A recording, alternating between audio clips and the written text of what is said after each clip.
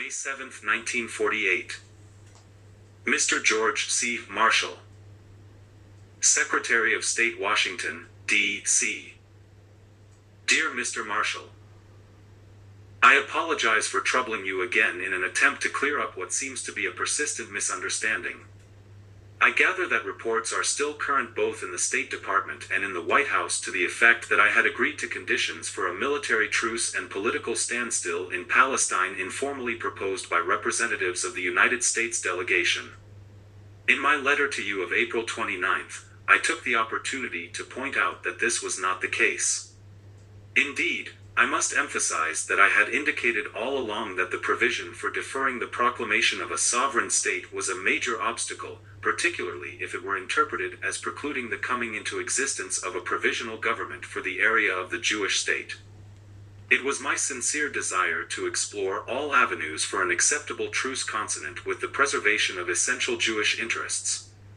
The fact, however, that, with this in view, I continued to take part in the informal conversations, could not be interpreted as implying acceptance of the scheme proposed. There were some provisions to which I did not raise serious objection, but there were others to which I took strong exception, and I repeatedly indicated that the decision on the proposal as a whole would have to be taken in Palestine.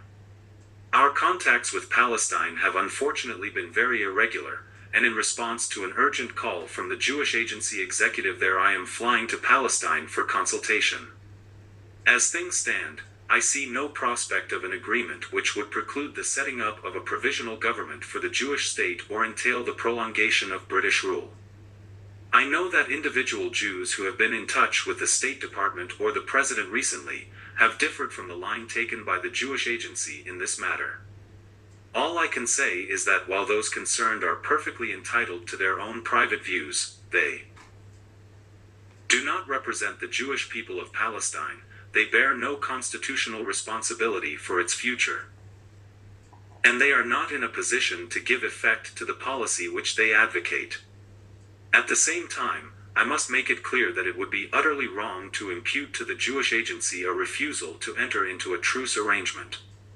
From the moment when, at the instance of the Mufti, the disturbances broke out, we declared repeatedly that we are ready to accept an immediate ceasefire throughout Palestine provided the Arabs do likewise. We are likewise ready to negotiate a more comprehensive truce agreement, on the understanding that it would not jeopardize fundamental Jewish rights and place us, in relation to our defense preparedness, at a disadvantage vis-a-vis the Arabs. I regret to have had again to obtrude on your time, but I felt obliged, in the interest of truth and clarity, to write you this letter. Faithfully yours, Moshe Chertok.